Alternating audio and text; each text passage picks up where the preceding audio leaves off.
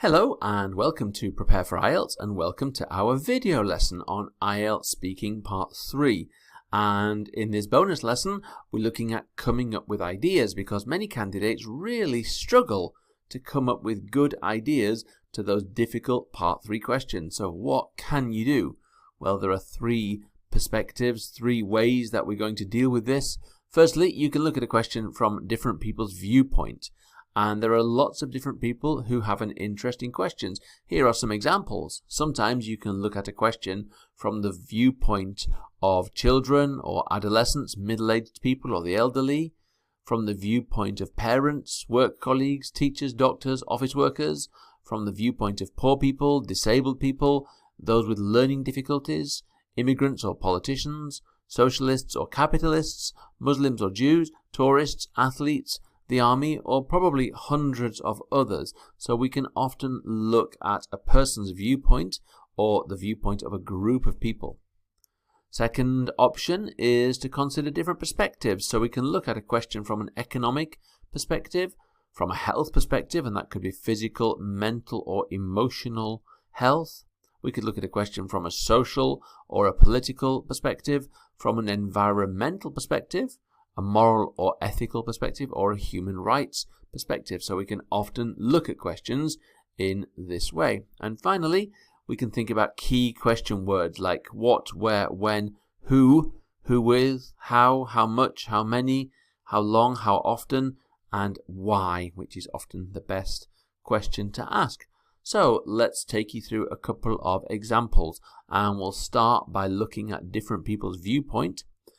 Consider the question, should children have to wear a school uniform? Various people have a viewpoint. Well, parents have a viewpoint. They think it probably makes more sense as the uniform might be cheaper than buying trendy clothes.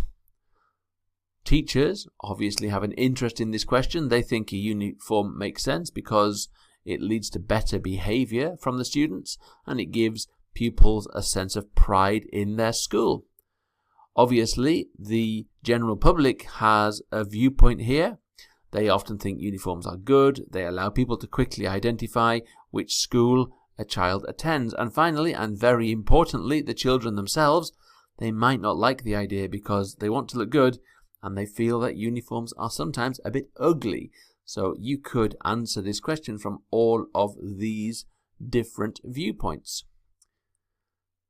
Let's look at another question. And should the death penalty be used for murderers? Well, again, we have different viewpoints. Victims might support this as a form of revenge. Politicians might support this because it's much cheaper than keeping murderers in prison. The general public might support this because they believe it will reduce crime, it will make society safer.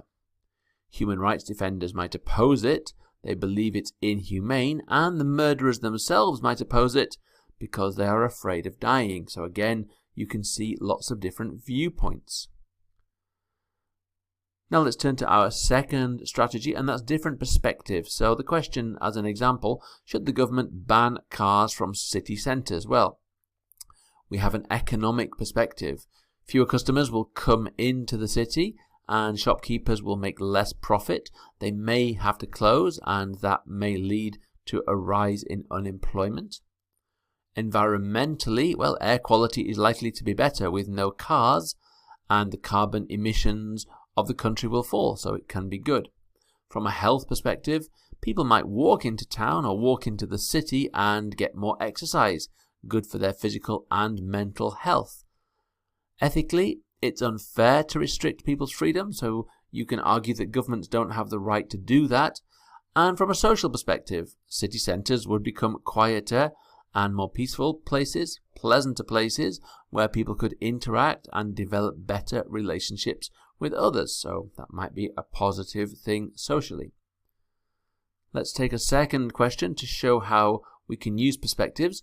Should nuclear weapons be banned? So politically, countries have a right to defend themselves. So when we talk about something politically, we mean about the health or safety of the country. Ethically, it's completely unethical for any government to kill large numbers of innocent civilians. Environmentally, well, obviously nuclear weapons could cause incredible damage to the planet. And health, that argument is obviously quite clear.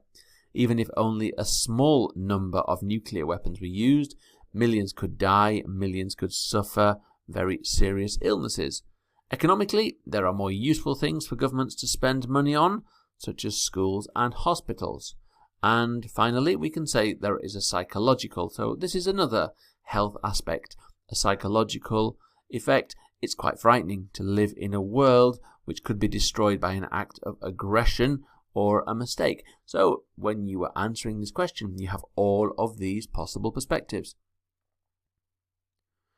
Finally, the key question approach, and this works really well. So the question, do people in your country enjoy dancing? And there's a lot you can say about this. You can say what they enjoy, ballroom dancing and tango, where, in special clubs or on the street. You can say the time they enjoy it, generally in the evening. Who actually enjoys it? You could describe the different ages who enjoy it, that people go with people they already know and complete strangers. You could say how long this has been a tradition or how long it's been popular.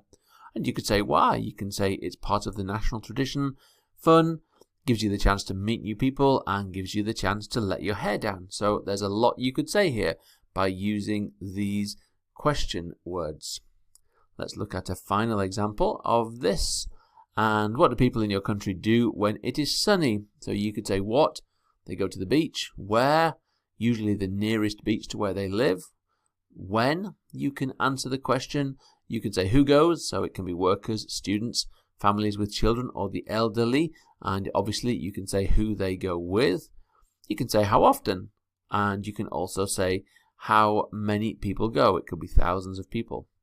And again, you can answer the question why. You can say it's fun, a great way to meet new people, helps you to relax, wind down, and forget about your troubles.